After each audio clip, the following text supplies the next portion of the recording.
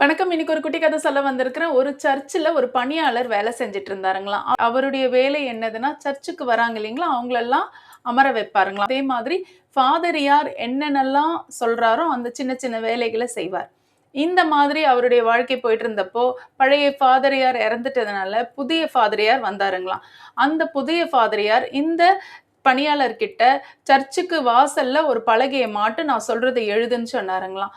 உடனே இந்த பணியாளர் சொன்னாருங்களாம், ஐயா எனக்கு எழுத படிக்க தெரியாது, அதனால என்னால இதை செய்ய முடியாது அப்படின்னு சொன்னாருங்களாம். இதை கேட்ட ஃபாதரியார் இந்த பணியாளரை வேலை நீக்கம் செஞ்சுட்டாருங்களாம். கேட்ட அந்த பணியாளருக்கு ஒண்ணுமே புரியலையா, குழப்பத்தோட ரோட்ல நடந்து வந்துட்டு இருந்தாருங்களாம். அவருடைய சிந்தனை எப்படி இருந்துச்சுன்னா, இந்த மாசம் நம்மளுடைய வாழ்க்கையை வாழ நம்ம கிட்ட பணம் இல்லையே, நம்ம குழந்தைங்களை நம்ம எப்படி காப்பாத்துவோம், நம்ம மனைவியை எப்படி சந்தோஷமா வச்சுப்போம், 3 வேளை சாப்பாட்டுக்கு என்ன செய்வோம், இந்த மாதிரி இவர் வேலையை விட்டு தூக்கிட்டாருங்களே, என்ன செய்யலான்ட்டு ரொம்ப மனக்குழப்பத்துல வந்துட்டு இருந்தாருங்களாம். அதாவது வாழ்க்கையை வெறுத்து போய் வந்திருந்தாருங்களாம்.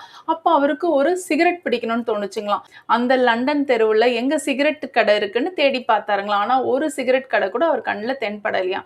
இந்த பணியாளருக்கு திடீர்னு யோசனை வந்துச்சுங்களாங்க, எந்த இடத்துல சிகரெட் கடை லண்டன் தெருக்கள்ல இல்லையோ நம்ம அந்த இடத்துல கடைகள் போடுவோம் அப்படின்னு சொல்லிட்டு அவர் ஆரம்பிச்சாருங்களாம்.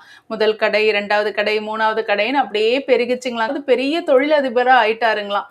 இந்த மாதிரி ஆனதுக்கு அப்புறமா அவர் வங்கியில அக்கௌண்ட் இருக்கும் இல்லைங்களா, சேர்ந்துகிட்டே இருந்துச்சாம் பணம். அப்போ வங்கி மேனேஜர் ஒரு நாள் இவரை கூப்பிட்டு பேசினாருங்களாம். சார், நீங்க நிறைய பணம் உங்க அக்கௌண்ட்ல சேர்ந்துருச்சு, ஒரு குறிப்பிட்ட பணத்தை எடுத்து எதுலயாவது முதலீடு செய்யலாம், இந்தாங்க ப்ரௌசர்ஸ், இதை பாருங்கன்னு ஒரு சீட்டை கொடுத்தாருங்களாம். ஐயா எனக்கு படிக்க தெரியாது, ரொம்ப கஷ்டம், இப்பதான் நான் சைன் போடவே இந்த பேங்க் அக்கௌண்ட் ஆரம்பிச்சதுல கத்துக்கிட்டேன், தயவு செஞ்சு நீங்களே எனக்கு இதை பத்தி சொல்லுங்கன்னு சொன்னாருங்களாம். இதை கேட்ட பேங்க் மேனேஜருக்கு வியப்பா ஆயிடுச்சுங்களாம். நீங்க படிக்காமையே இவ்வளோ பெரிய தொழிலதிபரா உங்க உழைப்பால முன்னேறி இருக்கிறீங்க, உங்க புத்திசாலித்தனத்தை நீங்க பயன்படுத்தி.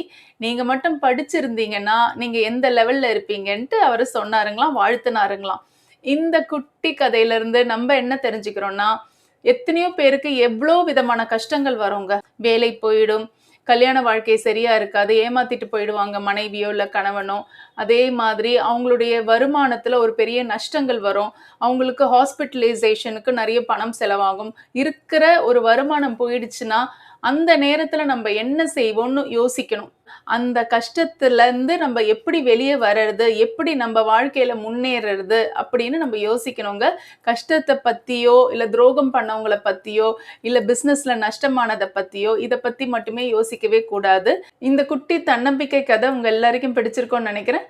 அடுத்த குட்டி கதையில உங்களை சந்திக்கிறேன். நன்றி, வணக்கம்.